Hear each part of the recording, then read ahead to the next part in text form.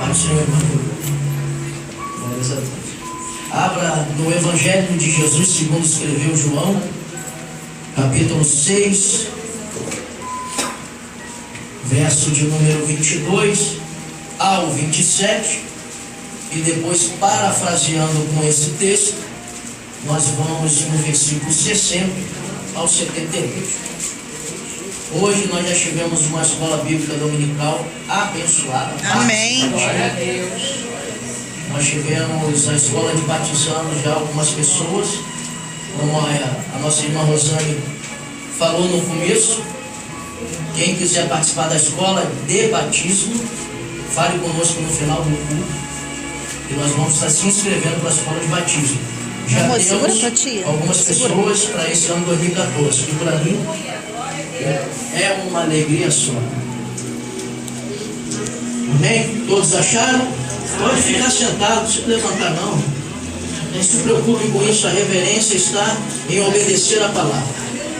A gente está em um número considerado nessa noite, graças a Deus. Então fique bem à vontade aí no seu banco.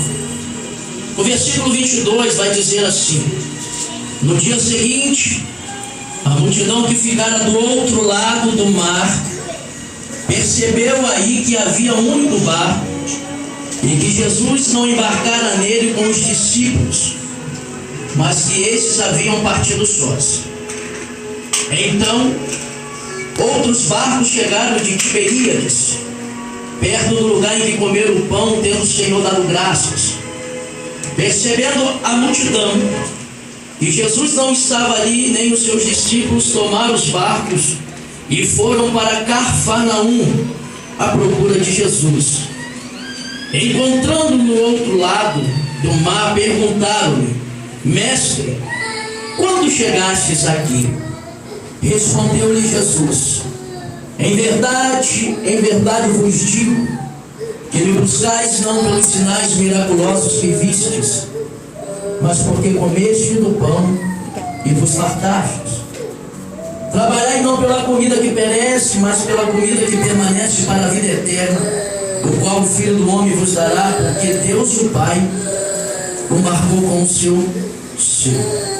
Parafraseando com esse texto, vai no versículo 60, que diz: muitos dos seus discípulos, ouvindo isso, disseram: duro é este discurso. Repita comigo: duro é este discurso.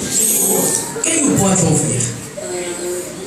Compreendendo que seus discípulos murmuravam a respeito disso, Jesus lhe disse: isto vos escandaliza?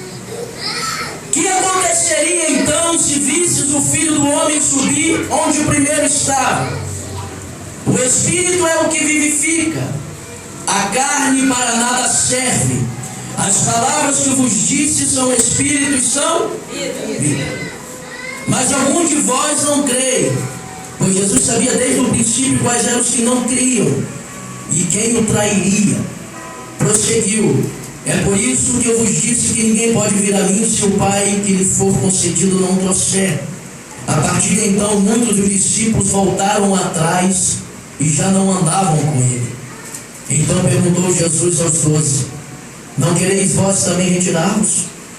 Respondeu Pedro: Senhor, para quem iremos nós? Tu tens as palavras de vida eterna. Aleluia! Nós cremos e conhecemos que tu és o Cristo, o Santo de Deus. Respondeu-lhe Jesus: não vos escolhi eu aos 12, contudo um de vós é diabo. Referia-se a ele ainda, filho de Simão Iscariote, o qual, embora fosse um dos 12, mais tarde o trairia. Meu Deus. Vamos orar a Deus.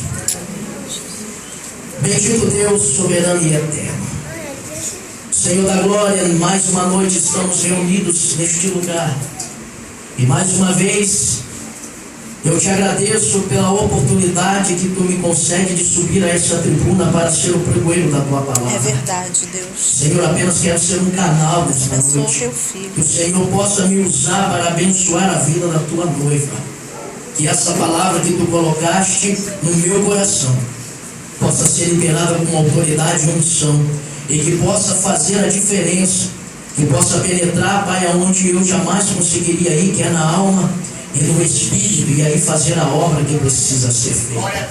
Deus, que possamos sair nesta noite melhores do que entramos nessa casa, porque temos certeza que a Tua palavra tem poder de nos consolar, de nos edificar e de nos exortar. Então fale conosco, pois assim queremos e desejamos, em nome de Jesus, e que a igreja possa dizer amém. Amém? Amém. Vamos à mensagem dessa noite que Deus colocou no meu coração. Esse texto que nós acabamos de ler, eu posso perceber aqui que Jesus, como diz alguns irmãos, ele estava no azeite. Esse texto aqui que nós acabamos de ler, como diz alguns irmãos, Jesus estava no óleo. Jesus, ele estava meio arretado. Eu vejo Jesus fazendo, nesse texto que nós acabamos de ler, mais um dos seus encantadores discursos, mas também trazendo um ensinamento que só realmente tem conhecimento, só quem mesmo está alicerçado tem a capacidade de entender e suportar. Jesus, ele se encontrava numa sinagoga em Cafarnaum. Repita comigo, Cafarnaum. Cafarnaum. Repita mais uma vez, Cafarnaum. Cafarnaum. E Cafarnaum significa aldeia de consolo. Ninguém melhor do que o próprio Senhor Jesus para estar ali, para trazer consolo àquela cidade. Como também nessa noite eu quero declarar e profetizar que Ele está aqui também para trazer consolo para a tua vida, até você entrar por dentro dessas portas. Tenha certeza que Deus também vai te consolar nesta noite. Então Ele está lá, na aldeia chamada Cafarnaum. E Cafarnaum, ele ficava a noroeste do mar da Galileia. Era uma cidade comercial. O comércio de Cafarnaum era bem movimentado. Cafarnaum era também uma cidade social. Havia em Cafarnaum algumas pessoas elitizadas, pessoas bem-sucedidas, pessoas de posse. Em Cafarnaum também havia uma estrada que ligava a Síria à Palestina dos judeus. E nessa estrada havia uma coletoria de impostos. Foi justamente nessa coleteria de impostos que Jesus, ele escolhe um dos seus discípulos chamado Levi, que mais tarde se tornaria Mateus, porque Mateus era um cobrador de impostos. Nós podemos ver também que o ministério de Jesus, aproximadamente 1 ano e 8 meses, ele foi estabelecido dentro de Cafarnaum. Jesus, ele usou Cafarnaum como uma base missionária para o seu ministério. Nós vamos ver que em Cafarnaum, se nós lermos os evangelhos, que a maior parte dos milagres realizados por Jesus foi dentro de Cafarnaum. Mas ele também, o Senhor Jesus, predisse a queda de Cafarnaum, que está registrada em Mateus capítulo 11, verso 23, aonde ele diz assim: tu, Cafarnaum, serás exaltada até os céus? Não, será batidas até o inferno. Se Sodoma tivesse sido feitos os milagres que em ti operaram, ela estaria de pé até hoje. Mas te digo, Cafarnaum, que no dia do juízo haverá menos rigor para Sodoma do que para ti. Meu Deus. E sabe o que eu aprendo com isso? Sabe o que eu aprendo com isso, pastor aqui? A quem muito é dado, muito também será cobrado. Se a maior parte dos milagres foram realizados em Cafarnaum, era para Cafarnaum ser uma cidade diferenciada.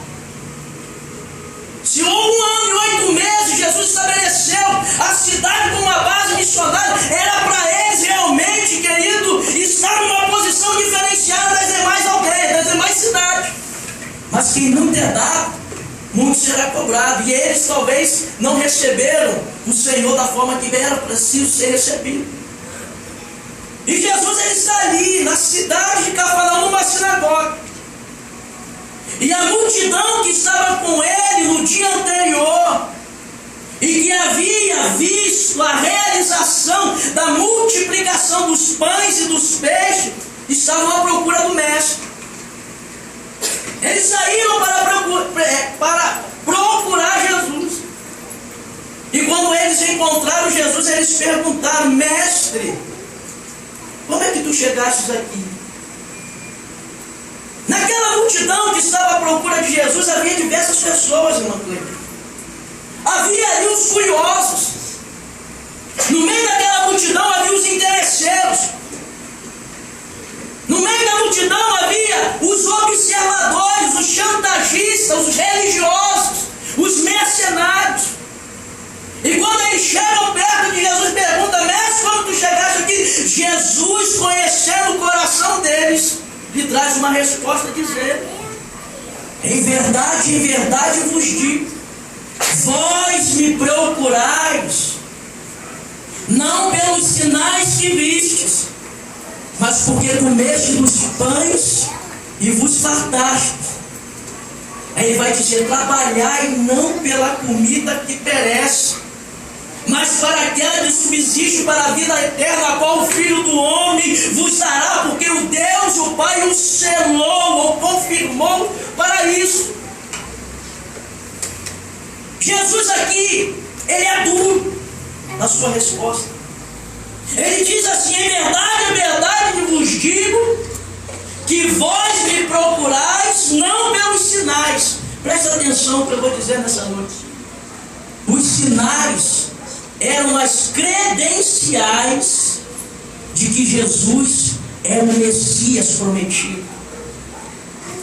Os sinais eram as credenciais que Jesus era o enviado do Pai, a esperança e a salvação de Israel.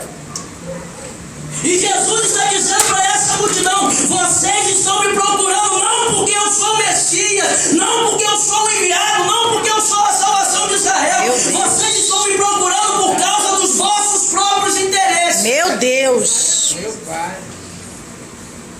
Vocês estão atrás de mim, sabe por quê? Não porque eu sou o Messias, mas porque vocês comestem dos pães e vos fartastes. Meu Jesus da glória. Irmã Marcela, eu consigo ver nessa passagem a realidade de muitas pessoas que compõem as igrejas no dia de hoje.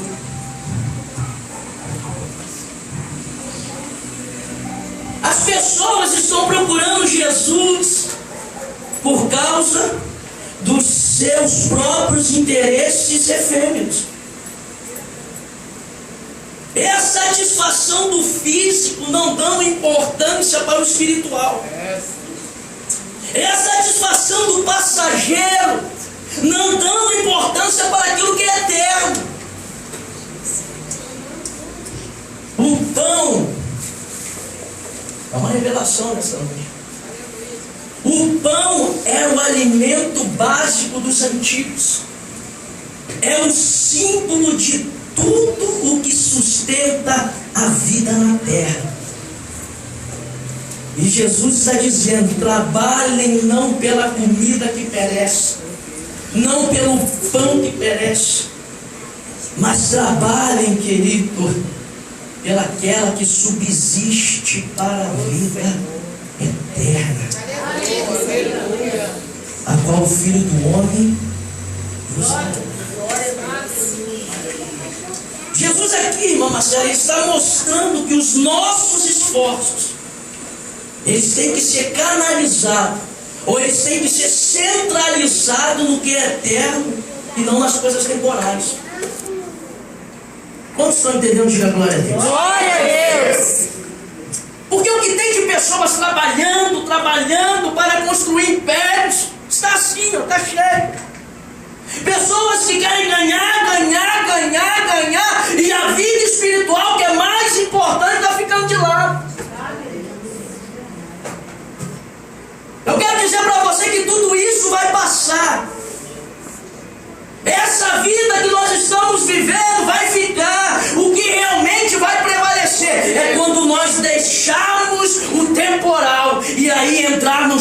eterno. Não podemos ser como, querido, aquele rico insensato que diz assim: alma, tu tens em depósito muitos bens para muitos anos, descansa, come, bebe, folga. Mas Deus lhe disse: louco, essa noite te pedirão a tua alma. Para quem tu tens preparado e para quem será?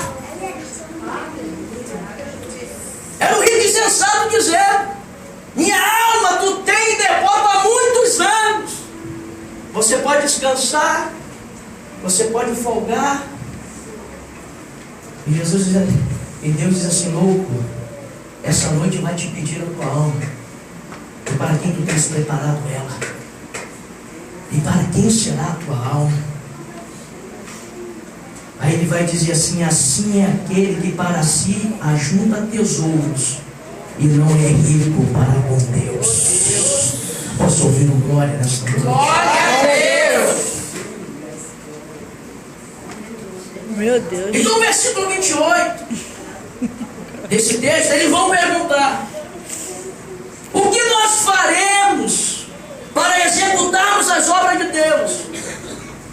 Que trabalho nós precisamos fazer para realizarmos as obras de Deus? E tem muita gente equivocada, querido, achando que para trabalhar para Deus é garantia de entrada nos céus. Meu Deus.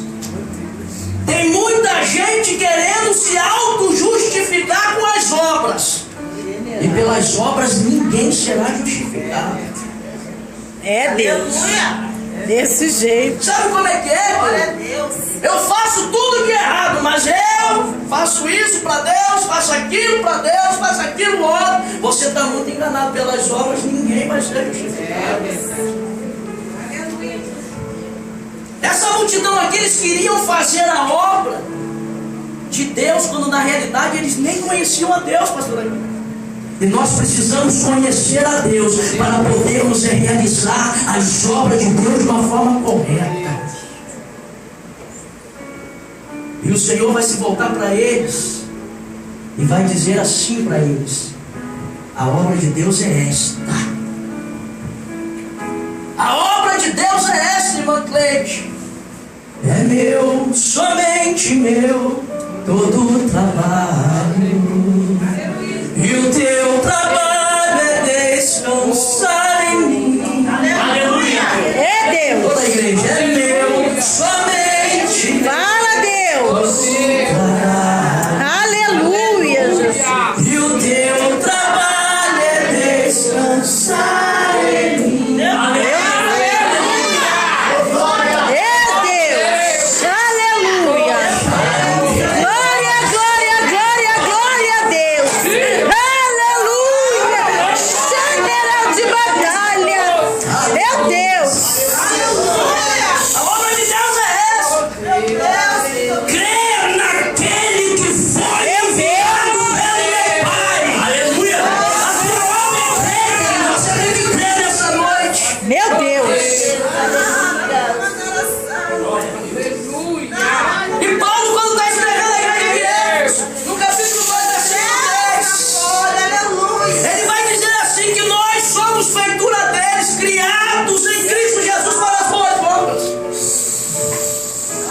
As quais Deus de antemão preparou para que nós andássemos nela, as obras da fé.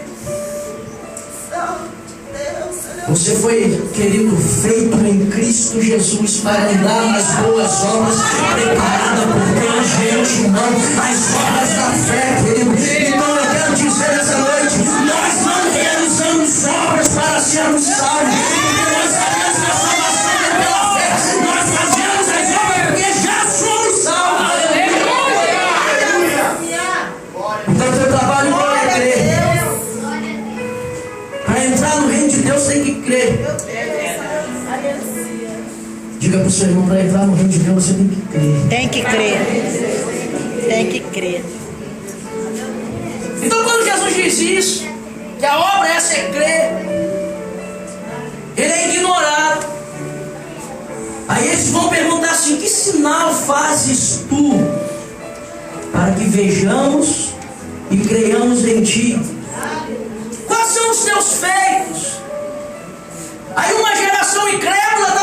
sinal. Uma geração corrompida está pedindo sinal. Uma geração, pastor, na vida pervertida está pedindo sinal.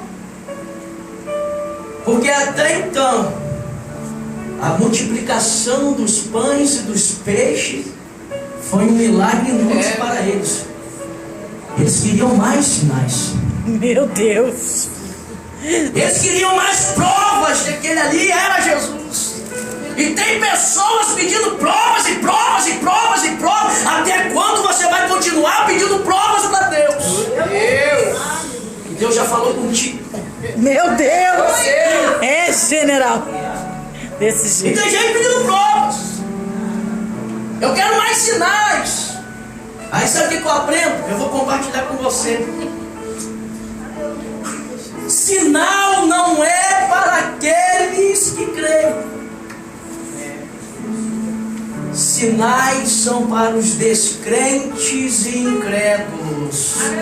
Porque Jesus disse: bem-aventurados que não viram, mas creram. Meu Deus. É, general. Meu Deus. Meu Deus, tem gente, Pai, me dá sinal. Ei, querido, todos os sinais já foram manifestos. Você é crente em Cristo Jesus, acredita nisso aqui, ó. Acredita nessa palavra que Deus tem te dado. E continua pedindo sinal. Nós não precisamos ver nada para crer, nós cremos em Deus. Porque o autor dos Hebreus 11:8 vai dizer que quando Deus chegou para Abraão e diz: Abraão, sai da tua terra, do meio da tua parentela, e da casa de teu pai, vai para uma terra que eu te mostrarei. Abraão obedeceu e saiu sem saber para onde ia. E Abraão não viu terra nenhuma, ele só obedeceu. O maior sinal está nas tuas mãos. Aleluia. Quando tu abre a boca de Deus falando. É Deus. Ô, glória. É, general. Eles disseram: qual é o sinal que tu fazes? Meu Deus. Os nossos pais comeram maná no deserto, como está escrito. Deus deu-lhes de comer pão do céu. Está aí no texto. Eles estavam insinuando que o pão que Jesus havia multiplicado não veio dos céus. Como o maná veio dos céus. Então eles estavam insinuando: esse pão que tu multiplicou não veio do céu.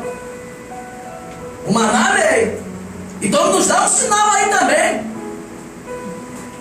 Estavam insinuando que o milagre da multiplicação não estava sendo suficiente.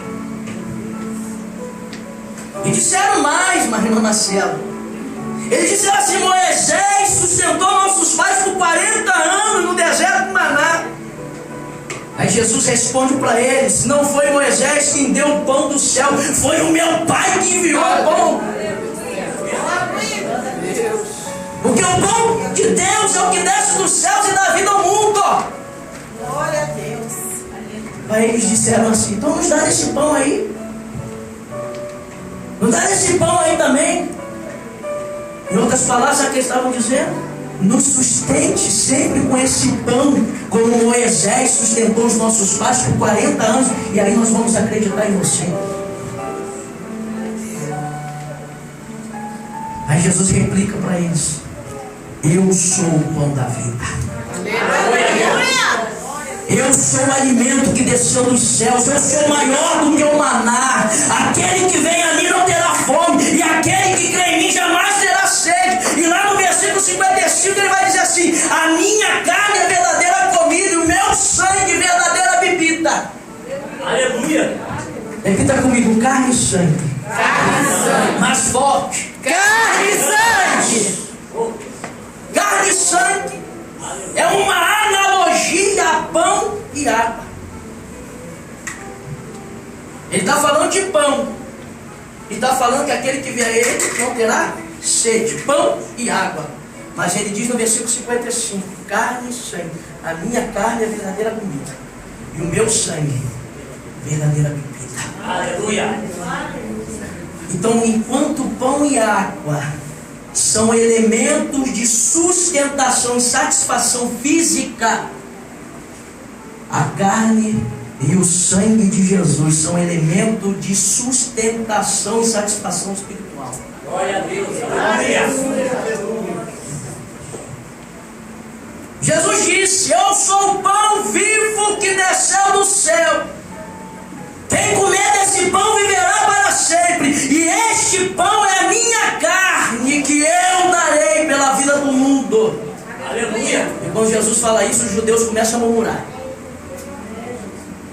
Eles começam a murmurar. E tem uma coisa que irrita o coração de Deus. Sabe o que é murmuração? Meu Deus. Tu quer irritar o coração de Deus? Começa a murmurar, crente. Você vai começar a irritar o coração de Deus. Quantos entendem? Diga glória. Glória a Deus. Vocês estão com frio? Um pouquinho. Vocês querem que diminua um pouco? Mais. Tô tendo 23. Louvado seja Deus. Pra economizar a conta de luz. Eu estou vendo todo mundo encolhidinho. Eu falei, Jesus. Meu Deus. Manda mais fogo, Jesus. O Espírito Santo está mandando fogo aí, né? Vocês estão vivendo um momento de refrigério, né? É. Glória a Deus. Glória a Deus. Então Jesus está falando: eu sou o pão vivo. E esse pão é minha carne que eu vou dar pela vida do mundo. E eles começam a murmurar. Então o que acontece? Eles começam a dizer assim: não é este José? Não é este Jesus, filho de José e de Maria, que nós conhecemos? Então como diz ele que eu desci do céu? E eles ainda vão dizer mais, eles vão dizer assim: como é que ele pode nos dar de comer da sua carne? Aí sabe o que eu entendi aqui? O pastor daqui da Jesus, ele podia aliviar o sermão, não podia? O sermão estava duro demais, eles não estavam conseguindo entender. Jesus, ele podia aliviar o discurso. Jesus, ele podia ser mais brando. Afinal de contas, a multidão já estava começando a murmurar, sinal que a pregação não estava agradando. É por isso que eles estavam murmurando. Só que Jesus não está preocupado em agradar a multidão. Jesus está preocupado em agradar o Pai. Jesus, ele está preocupado com a verdade, porque ele mesmo é a própria verdade. Ele podia aliviar o sermão, mas ele não alivia. Jesus não está preocupado aqui, irmão Cleide, de perder a popularidade, como tem muitos pastores preocupados em perder a popularidade. Tem muitas igrejas que você vai pregar, quando você entra, tu chega lá e fala assim: aqui você só prega isso, isso, isso, isso aqui você não prega. Porque se pregar, tem meia dúzia, uma dúzia da igreja que vai embora. Então ele dá ordem para você: só pode pregar isso aqui. Porque está preocupado em perder. Quantos estão entendendo? Acontece ou não acontece no dia de hoje? Tem muitos pastores engolindo o rolo. Sabe por quê? Com medo de perder membros. E Jesus aqui, ele podia aliviar, só que acontece ao contrário. Jesus engrossa mais o caldo. Jesus torce mais o pepino. Jesus taca mais lenha na fogueira. Sabe o que ele disse para ele? Olha, tem mais. Os vossos pais comeram maná no deserto. Comeram. Então eles morreram. Mas aquele que comer da minha carne não vai mais morrer. Aleluia! Aleluia! Glória a Deus! Jesus, ele engrossa mais o negócio. Aí me perdoe a expressão acadêmica desta noite, mas tem muito pastor que precisa tomar vergonha na cara. Sabe por quê? Que ao invés de pregar o que Deus está mandando ele pregar, ele quer pregar aquilo que agrada a multidão. Então tem que tomar vergonha na cara, para ele não perder as amizades dos púlpitos. Se eu pregar pregar isso na igreja do pastor tal, a minha agenda vai ficar vazia, eu não vou voltar mais lá, e estão preocupados com isso. Mas Jesus não estava preocupado com a popularidade nem com a multidão. Ele estava compromissado com a verdade. E o compromisso do homem de Deus e da mulher de Deus é com a verdade. Fala para o seu irmão, seu compromisso é falar a verdade. É entregar ouro. Seja mel ou seja fé. Doa quem doer. É entregar, varão. Doa quem doer. Porque não tem para onde correr. Ou você agrada a multidão e desagrada a Deus, ou você agrada a Deus e desagrada a multidão. Você prefere ficar com quem? Deus. Então, se for necessário perder a cabeça numa bandeja de prata como João Batista perdeu, que assim seja. Se for preciso tomar um tapa na cara como o profeta Micaías tomou, que assim seja. Meu Deus. Mas pregue a verdade, querido. Doa a quem doer. Quantos lembram do profeta Ezequiel? Deus disse para ele: Ezequiel, é Deus chamando. Ele diz: eis-me aqui. Ele disse para Ezequiel: está vendo esse rolo? Ele: então come dele. Come desse rolo aí, Ezequiel, porque sabe o que eu vou fazer contigo? Eu vou te enviar aos filhos de Israel e às nações vizinhas que são rebeldes, Ezequiel, e eles saberão, quer eles ouçam ou deixam de ouvir, que houve um profeta no meio deles. Então vai, Ezequiel, porque eu estou te enviando. Meu Deus. Então o rolo que Deus te der, você entrega. Seja mel, seja fé. Seja mel ou seja fel, como diz a rua. Eles vão ter que saber que teve um profeta no meio Desse deles. jeito. Então tem muitos pastores assim. Engole o rolo. Prefere agradar a multidão. Prefere manter as suas agendas cheias. E Jesus está lá pregando. Jesus, ele engrossa lá o caldo e os discípulos estão ouvindo. E eles disseram assim: duro é este discurso. Quem é que pode ouvir? Em outras palavras, está dizendo assim: esse Jesus aí é doido. Ele está falando de comer carne, de beber sangue. Essa pregação não está muito boa, não. Pregação boa é aquela que fala de prosperidade. Pregação boa é aquela que diz que Deus vai abrir as portas, que vai curar os enfermos, que Deus vai dar, que Deus vai dar, que Deus vai dar. Essa é a pregação boa. E Jesus está falando, sabe de quê? Da participação nossa no reino de Deus. E a nossa participação no reino de Deus é através da aceitação do sacrifício no Calvário. Através da morte dele nós passamos a ter comunhão, e através da morte dele nós temos acesso ao reino de Deus. Era isso que Jesus estava falando. Ele estava achando um discurso duro demais. Quem é que pode ouvir? O texto diz que eles vão ficar escandalizados.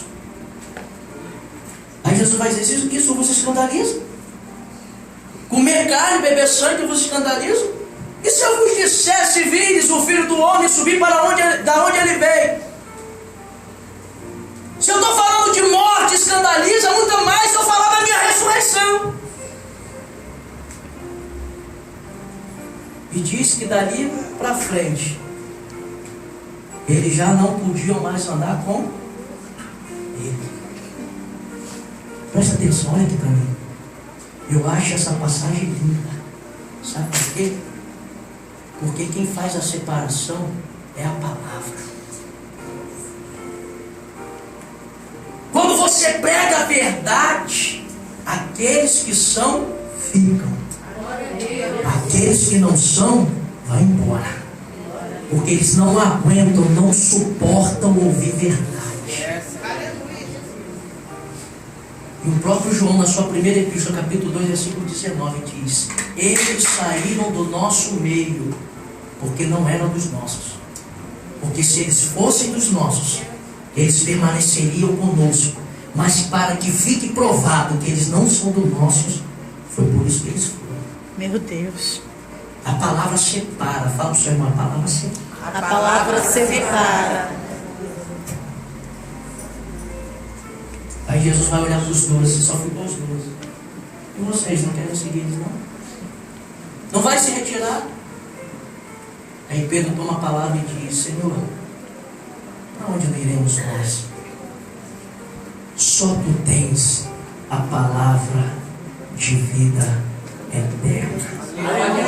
Seja ela dura, ou seja ela fel, ou seja ela mel, Senhor, só tu tens as palavras de vida eterna. E nós reconhecemos que tu és o Cristo ungido, o enviado de Deus.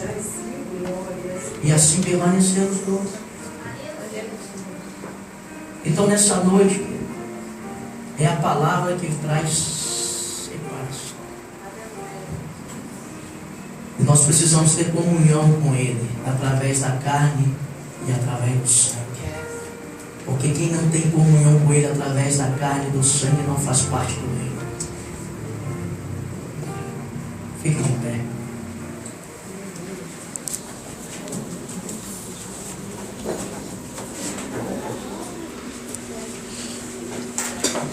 Pode desligar?